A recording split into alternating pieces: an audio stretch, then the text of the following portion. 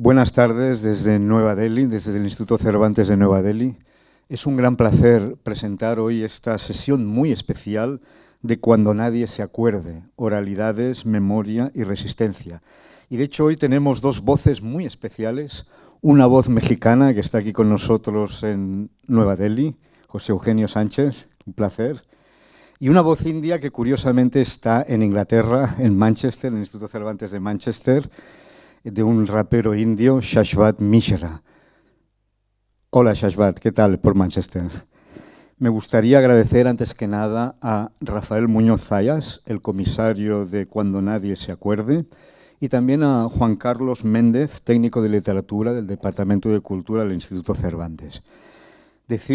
Voy a hacer las presentaciones. En primer lugar, a mi lado está José Eugenio Sánchez, decir que es un poeta nacido en Jalisco, pero que profesa de regiomontano, que quiere decir básicamente que es un habitante de esa maravillosa ciudad del norte de México llamada Monterrey. Y José Eugenio Sánchez ha publicado en las mayores revistas de literatura de México y en 1991 él ganó el Premio de Poesía Joven de Monterrey y en 1997 el 10º Premio Internacional de Poesía Lobe, un premio realmente muy valorado, muy apreciado.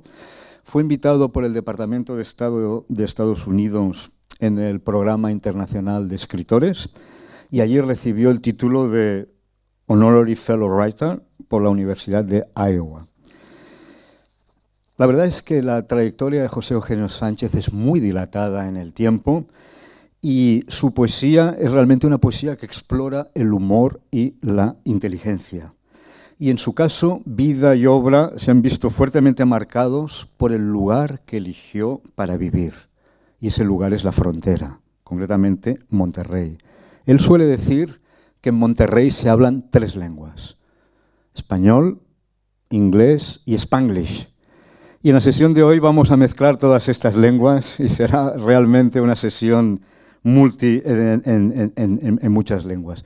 Pero José Eugenio también dice que su experiencia en la frontera, su experiencia en cruzar esa, en realidad, tenue línea debería ser entre Estados Unidos y México, aunque no sea tenue, muchos mexicanos la cruzan diariamente y él es uno de ellos. Y esa experiencia en la frontera, en tomar a veces palabras prestadas del inglés y en moverse de un lado a otro, ha desarrollado en él el concepto del underclown. José Eugenio Sánchez se clasifica a sí mismo como un underclown, que traducido al español es un payaso marginal. Es algo, una expresión realmente muy, muy bonita. Y es que para José Eugenio el humor hay que tomarlo en serio. Y el humor no es algo sencillo, como él dice, sino que él piensa que las gentes ordinarias están muy alejadas del humor. Y precisamente ejercer de payaso, ser un payaso, es ya una actividad realmente muy, muy elevada. Ese punto de vista nos interesa muchísimo en la oralidad de su poesía y me gustaría terminar esta pequeña presentación citando unas palabras del mismo José Eugenio, que pienso son toda una provocación y son toda una llamada al tipo de sesión que vamos a tener hoy. Dice José Eugenio Sánchez: la poesía es el germen de la creación y es el origen de todos los escándalos. La poesía, en su propia intimidad, es un evento social que transgrede la historia, los géneros literarios y el orden establecido. La poesía, en su intimidad, es un evento social. Me parece realmente una definición genial. Y pasamos ahora a nuestro rapero indio, que está ahí en Manchester, Shashwat Mishra. Shashwat Mishra tiene el curioso apodo de Quixotic. Y en español eso diríamos Shashwat Mishra el Quijotesco, lo cual no es una pequeña... Entendemos que es realmente algo muy interesante que un indio desde la lejana India escoja la figura del Quijote precisamente como su apodo para su vida artística. Shashwat Mishra comenzó su carrera con batallas, guerras o contiendas del rap en Orkut, Insignia y Cyphers. Él habitualmente es juez de estas contiendas raperas llamadas rap wars en India, que son especialmente en Bombay, son realmente muy interesantes y constituyen un género en sí mismo. Shashbat es famoso por un estilo único y por haber desarrollado una forma de música que él llama soul experimental. Es cofundador también del Underground Music League, que actuó en 13 de las universidades más destacadas de Delhi. Y sus canciones como Hold On, To Love Iron and The End lo hicieron muy populares entre los seguidores del hip hop indio. Como he dicho, Shashbat empezó en estas batallas. Eran un grupo de chavales que se dedicaban a las contiendas raperas en Orkut, pues ellos encontraban que el hip hop era una buena forma de ingresar en una realidad muy distinta de la cotidiana. La afición de Shashbat se convirtió en pasión. Los versos sueltos se convirtieron en canciones y en armas arrojadizas para ser lanzadas en las batallas verbales del rap indio. Y cuando empezó su carrera, Shashbat necesitaba un nombre artístico para lanzarse. Y un amigo suyo le sugirió una serie de nombres. De entre esos nombres escogió The Quixotic, porque para él el Quijote representaba a una persona idealista, más allá de lo razonable, poco práctica, y según él dice, esta ha sido la historia de su vida, desde el idealismo impracticable hasta ganar un espacio central en la escena del rap y hip hop indio. Hay un gran trecho que Shashbat ha recorrido con la pasión quijotesca de perseguir el ideal a cualquier precio. Muchas gracias, Shashbat, por recordarnos que a pesar de las inclemencias de la realidad, no debemos nunca dejar de perseguir nuestros sueños.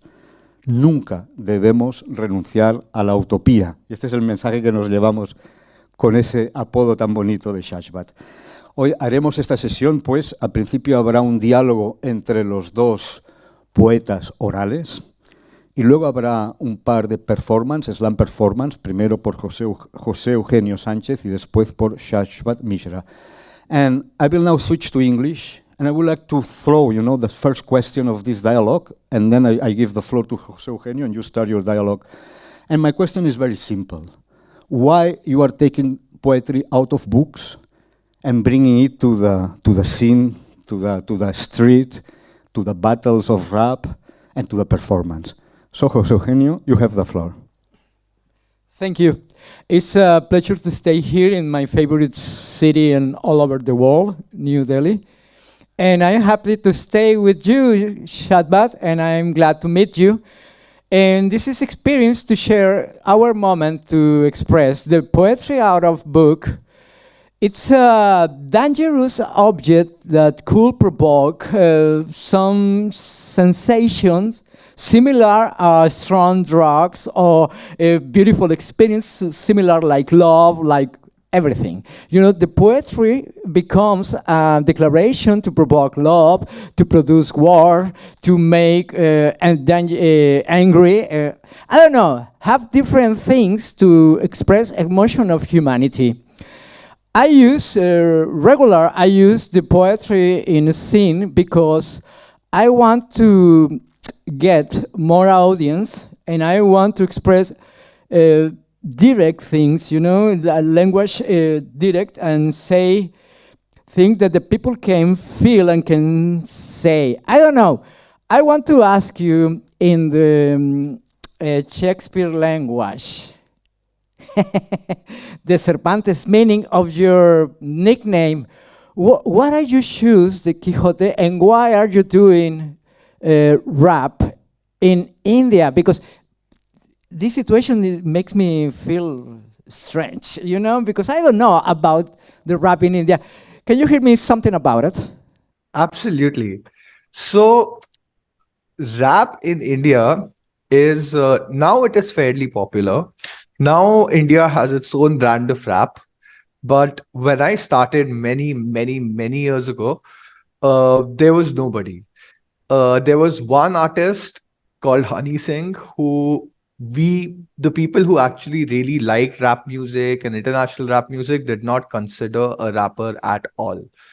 So we used to meet on the streets and cipher.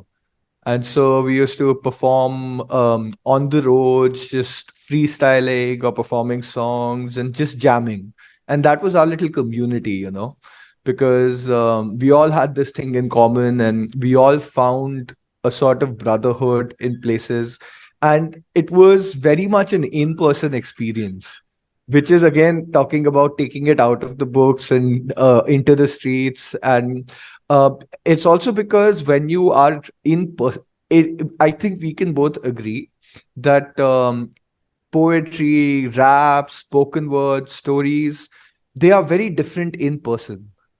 In person, they have when you are present with each other, they have such a strong effect, and that's why we love to do it.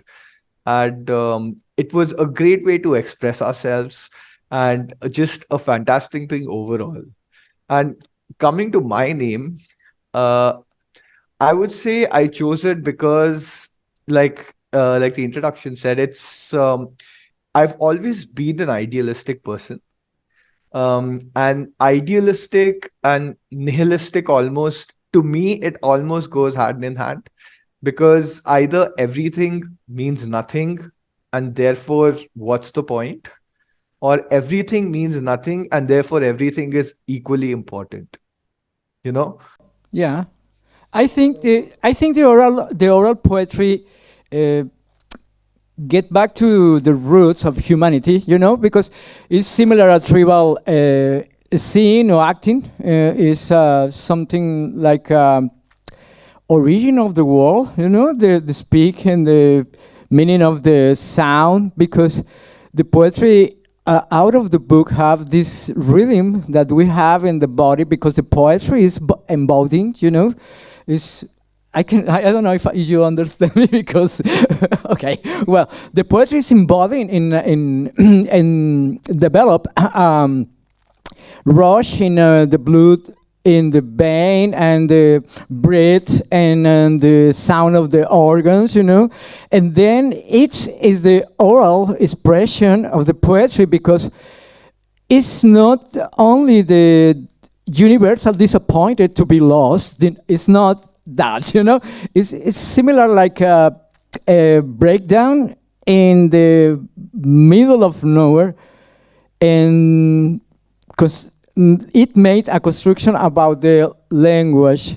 I don't know if that makes that confusion, I but you can keep with I it, know what I know what you mean, because if you think about it, poetry is an evolution in terms of communication, right? Because as humans, we started with just sounds.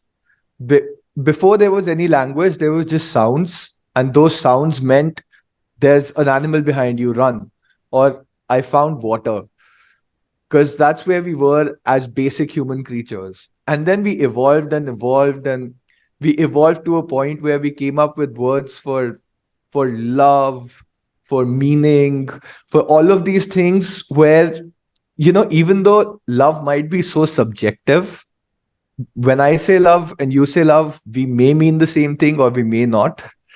And it's that evolution where poetry is the evolved stage of just not just words, but saying a lot of things in a very little and still finding individual meaning in it.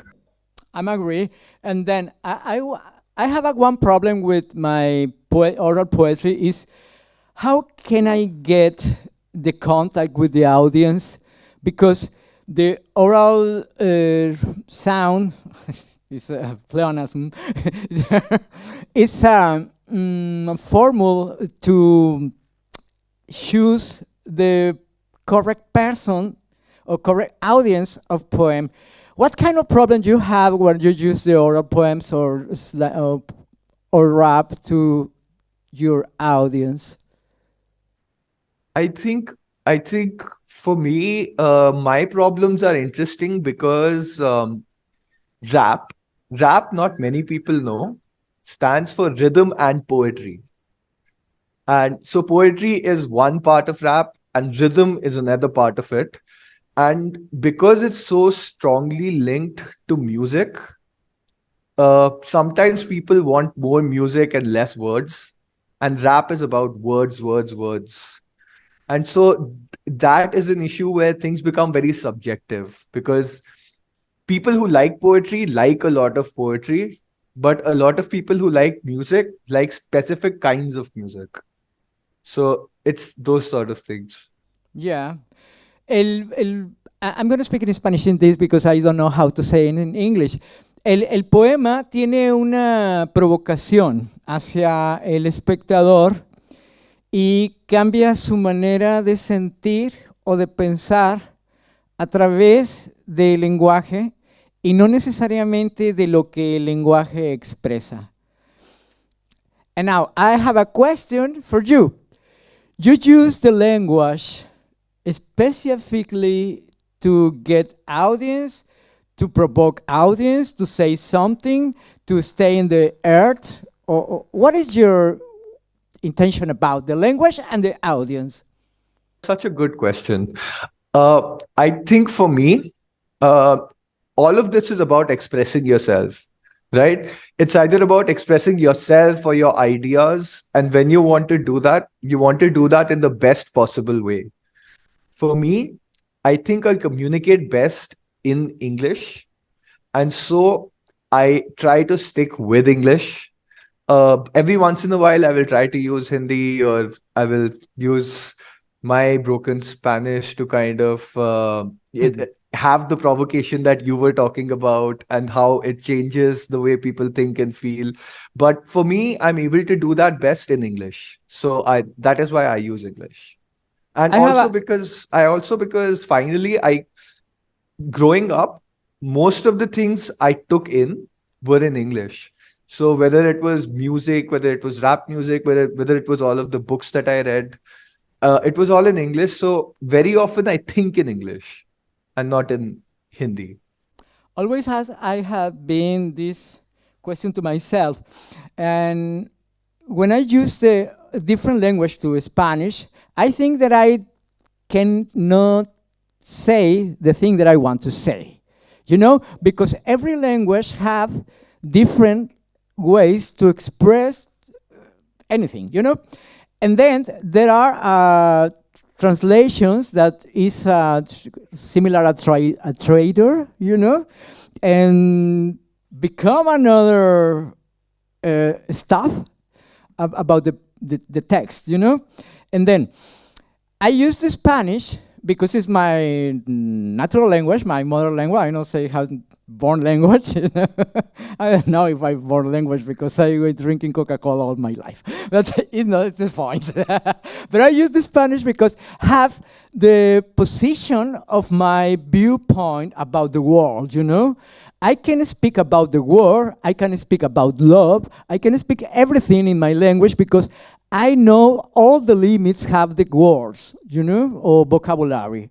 But in another language, I can understand the world, I can feel the world, but I don't know exactly what means that fucking word. I don't know what you're saying, because it's similar. You say your Spanish is broke, my English is broke, but my heart is broke, and my heart expresses this kind of motion like that. What you say about your heart and your broken Spanish, you think you want to say? I think that it's true. Like when you have those broken things. In fact, I would like to share a story with you, because one of my favorite authors is Haruki Murakami. And Murakami is someone who has a very distinctive style in Japanese and in English. And he shares this story about when he started writing. And so what he did was he tried to write in Japanese, but then what he would do is that he would not be able to do that, and instead he would think in Japanese and write in English, because that forced him to have a different style and a different structure. And then he translated it back to Japanese and he kept it simple that way. And that way he ended up with a style that was very uniquely his. And so I think it's one of those stylistic things where even if the language is like even if you speak a broken language or something, that can still really help you because it gives you a unique perspective. And a lot of research also shows that you have different personalities in different languages. So when I speak in English, I have this personality. When I speak in Hindi, I might have a completely different personality. When I Amazing. speak in Spanish, maybe it's a broken personality. Who knows? Yeah, I feel the same because there are many examples like that. You know, Joseph Brodsky, Nabokov, Kafka. They are they are wrote in different languages, not their natural language, and I cannot figure it written in different language to my languages because it's a mix of language. You know, but I cannot say the thing that I want to say because I'm so stupid regular, you know, at the time, because to catch the really meaning in another language, the words. I want to express my emotion in different language, but I cannot. I don't know why. And then, because I don't know the language exactly, I know the words, but I don't know the meaning, you know. And then I suppose that the people that could hear me, they feel the words in different ways that I express, and they catch different meaning that I say. And then this kind of poetry could be nice. Now I'm gonna question and I'm gonna read my poems because I'm so confused about I want to question you but my question for you is, in your experience like a rapper, you know, what is your apportation, individual addition, your own style to the rap? Okay, so I would say it depends a lot because when I rap battle, my style is very calm, collective, but aggressive when it needs to be. When I just make rap music, it depends on the mood. But generally, I would say it's a lot of introspection. It's a lot of thinking about either myself or the way things are outside or how the dynamic is.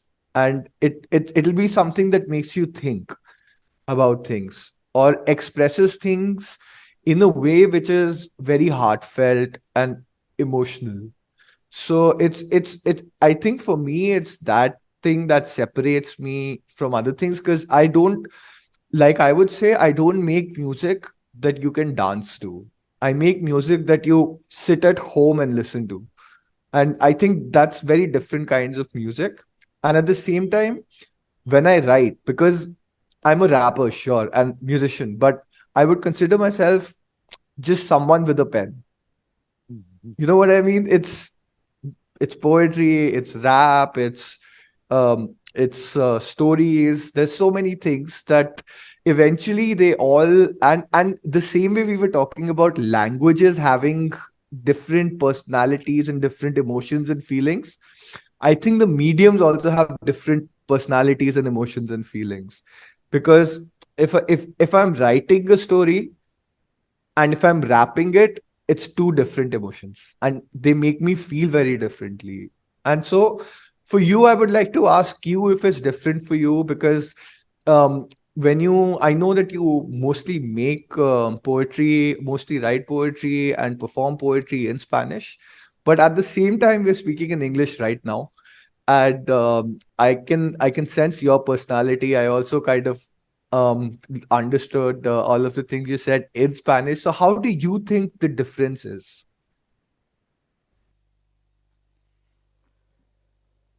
La ETA mató estudiantes, enfermeras, choferes, ministros. El IRA a señoras que iban al súper. Idi Amin a congresistas, campesinos, jardineros, obreros, militares, jockeys, pederastas, sacerdotes. Augusto mató las relaciones diplomáticas. NN mató a Kennedy. La CIA mató a Jimi Hendrix, Jesucristo, Karen Carpenter, Janis Joplin, John Lennon, Beavis and Butthead. El FBI a Ma Baker, Vincent Vega, Tommy Larrin, Al Capone, Félix Papalardi. La KGB a Mayakovsky, Trotsky, Bukowski. La BBC mató a Lady Lady Di, y a la Madre Teresa de Calcuta, y a 1551 pasajeros del Titanic, y a 17 tribunas de la Liga Premier. La Kraft mató a la Heinz, la Pepsi a la Coca a los gringos, el DDT a los piojos, el LSD a los protestantes, el PVC al poliestireno, Al Qaeda a sí mismo, el Ku Klux Klan a Malcolm X, Bob Marley, Martin Luther King, Garrincha y Otelo, Juan Pablo II mató a Juan Pablo I, Aburto a Colosio, Yolanda a Selena, Camelia a Emilio, Fuenteovejuna al Comendador, el aburrimiento a Sid Vicious. O.J. Simpson no mató a nadie. La policía mató indígenas en Chiapas. El Manchester con gol de último minuto mató las esperanzas del Bayern. La EMI mató a The Beatles. La US Army mató a miles de agresivos ancianos y niños de Corea, Japón, Vietnam, Nicaragua, Panamá, Irak, Yugoslavia, Afganistán, Siria, Libia.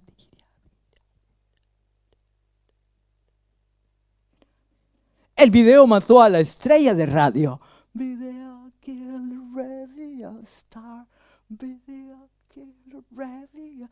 El PRI mató 1.972.545 kilómetros cuadrados. El PGR mató 2 pájaros de un tiro. La CEP mató la ortografía. William Burroughs a su esposa. La vida es un invento del dinero. Apenas hace unos meses era inimaginable suprimir el horror de la roja hostilidad de Marte y sus habitantes. Desgraciados genios fieles ambiciosos que desean acabar con nosotros y nuestra agua y nuestra arquitectura. Pero nuestros héroes con sus llaves y trucos y canciones nos han mantenido a salvo. Salvo en algunos films. La NASA anunció que las probabilidades de Marte y la vida en Marte son de 1 en 10 millones, pero el Mars Space Orbit, órgano oficial de la misma NASA en asuntos marcianos, establece que en el planeta del desierto carmín hay túneles como tentáculos que en una frecuencia dinámica salen y entran por la superficie transportando gases y líquidos. Esta circunstancia abre la sospecha de que Marte, en su total redondez, podría ser un ser inteligente, una medusa cósmica. Hubo un tiempo en que la Vía Láctea era un listón de leche y los dioses brillaban en el cosmos, perdidos en el espacio. Peligro, peligro, peligro, peligro. Y que la galaxia era inmensa y cada vez estábamos más cerca. Ahora, Marte suspendido en la madrugada nos mira incandescente como un genio con los brazos cruzados y nadie hace nada.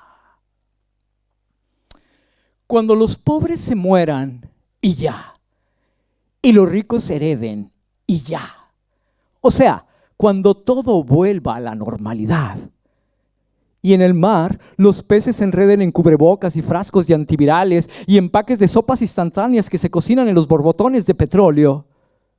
O sea, cuando todo vuelva a la normalidad y el cielo esté enrojecido con gases y partículas y las aves en extinción se precipiten sobre otros animales en extinción que se pudren sobre otros animales en extinción como fiambres y jamones de un sándwich.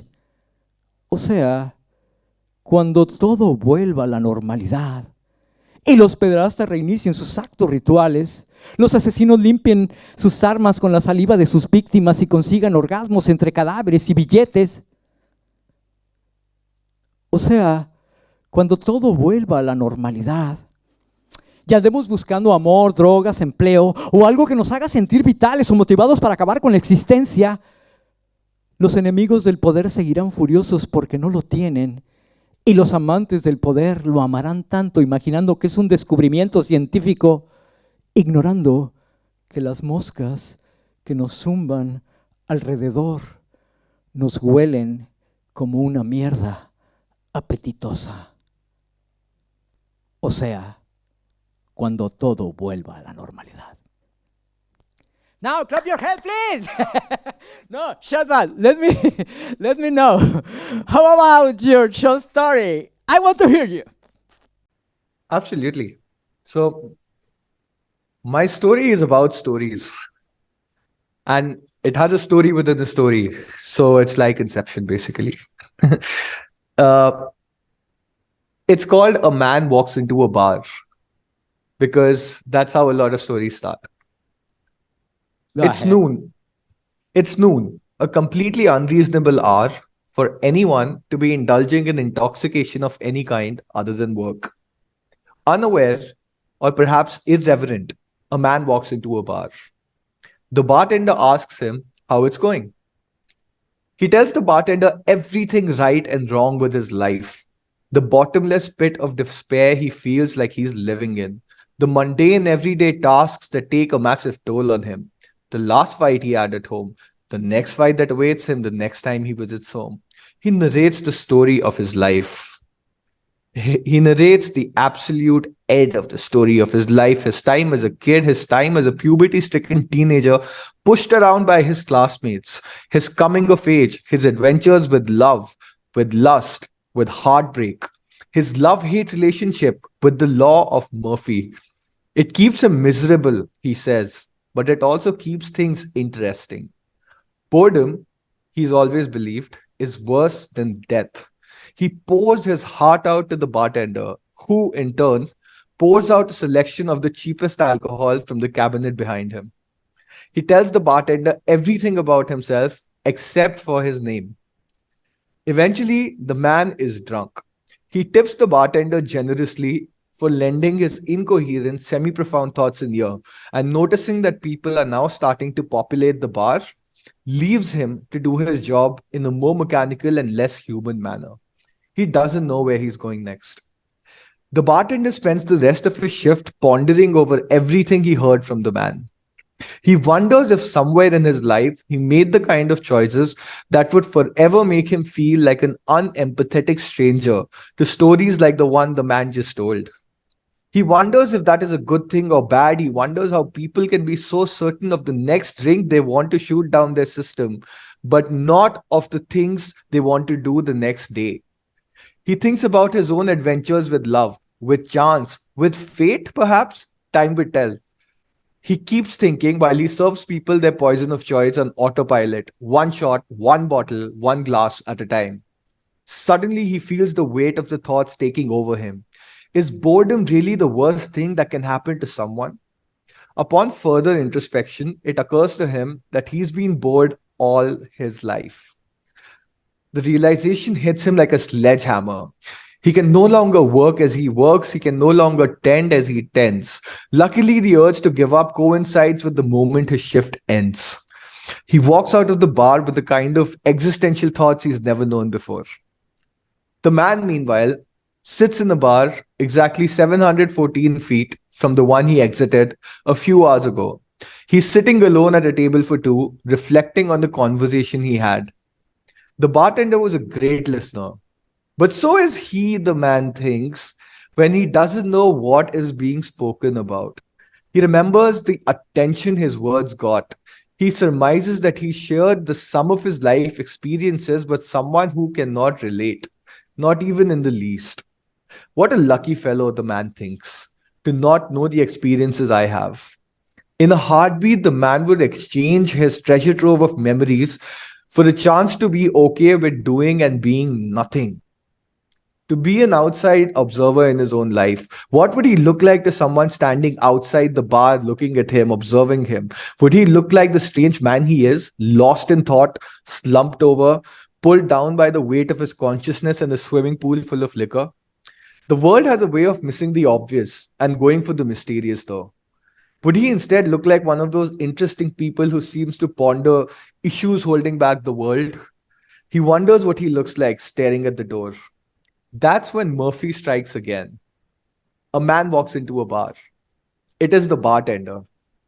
Through the corner of his eye, he spots a familiar shirt on which rests a familiar face. The bartender, it is the man. The bartender is full of questions. He looks at the man and wonders how to not look too eager. He sighs, but is smiling inside.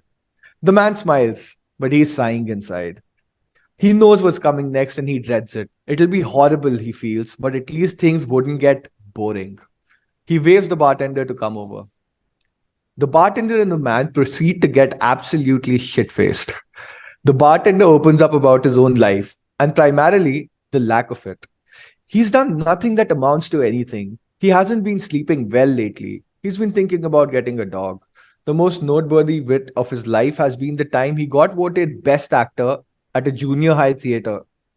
He played the role of an adventurer who discovers places around the world on a yearly basis, finally running out of new places to discover and growing into a senile old man who played make believe discoverer in the bedroom, hopping across furniture, running away from beasts, and sitting under a fan screaming, trying to get wind in the sail of his ship. The man wonders if he will end up with a fate not unlike the bartender's role. He is terrified. He laughs along at the experience overtly. The conversation flows, as does more cheap alcohol.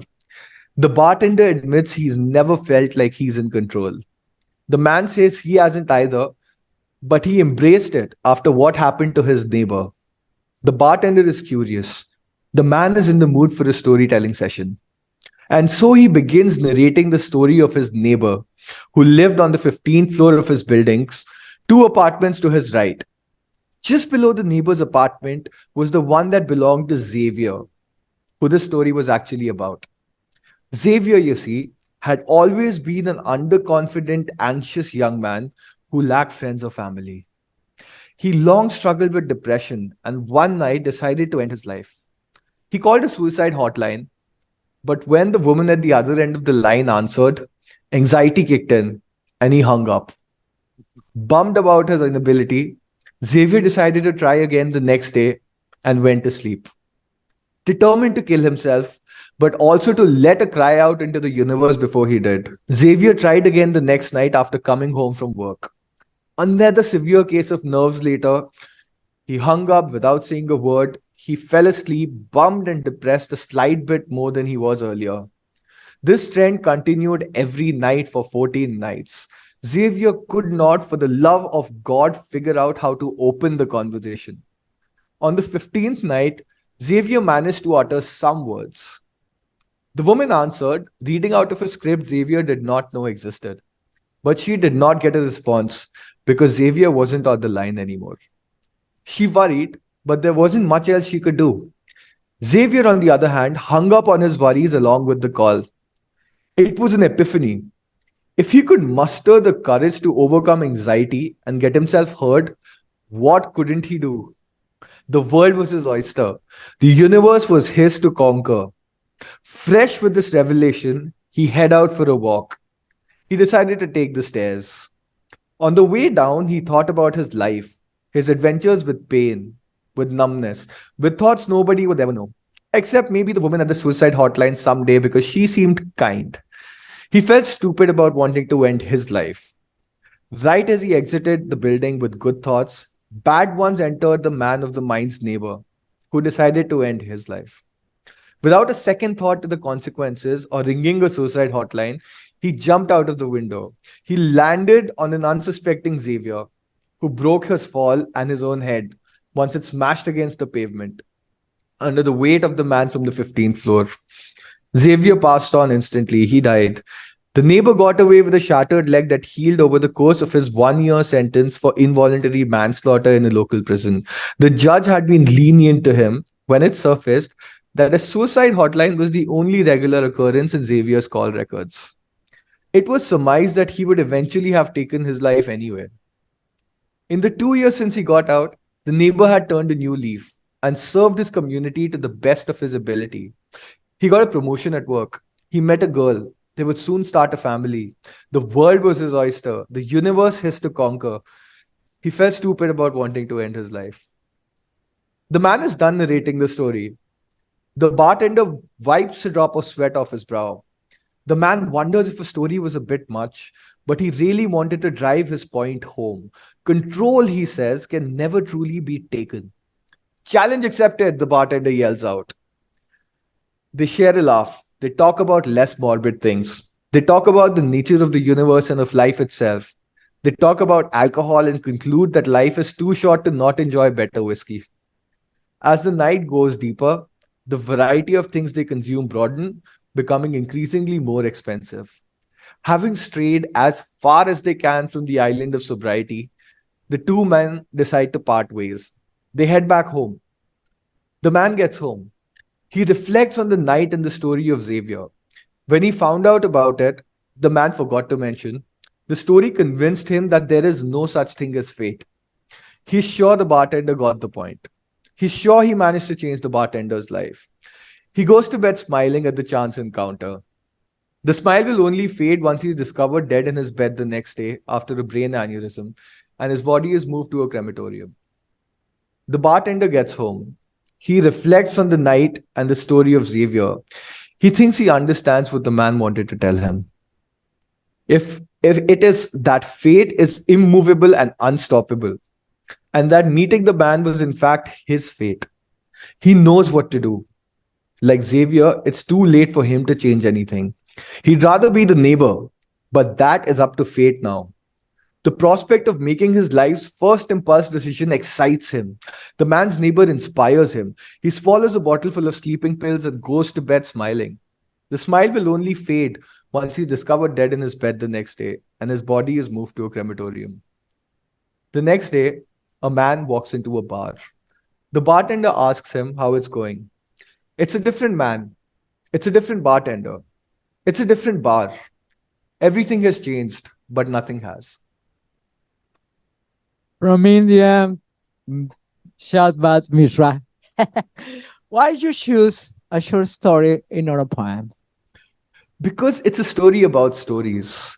What happens in this story is that a man walks into a bar and the bartender asks him about his day, but they meet again later. Because the stories the man tells the bartender makes him realize that the bartender is bored and he's not living great. And through stories, the man is able to communicate his philosophy to the bartender, and the bartender is affected by that. And later, when a man walks into the bar and that man is the bartender, they meet again. And this guy tries to tell him a story which is about fate and about how fate is in your control.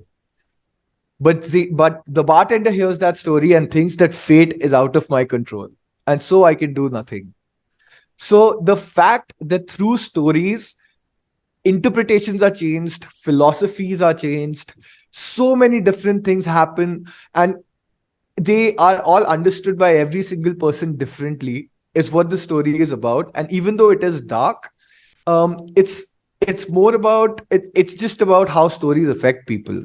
And just as a thought experiment, I would like to ask, what if at the end of it, the bartender didn't swallow those pills and instead decided to take a journey? That would be a completely different story with a completely different lesson. And all that would have changed would be one line. So that's why I think it's about stories, and everything is about stories. We are the stories we tell, we are the stories we hear. Thank you very much. I'm glad to meet you, and I spend a good time with you. And I want to repeat it again but in this moment, I want to find a beautiful landscape to write another poem, and maybe we can another discussion about it. Yes. Have a good time. Let's go. Bye bye. Y como dicen los intelectuales, el Instituto de Cervantes es la leche. Ciao, Shadbat. Have a good time. Ciao, this was amazing. Thank you.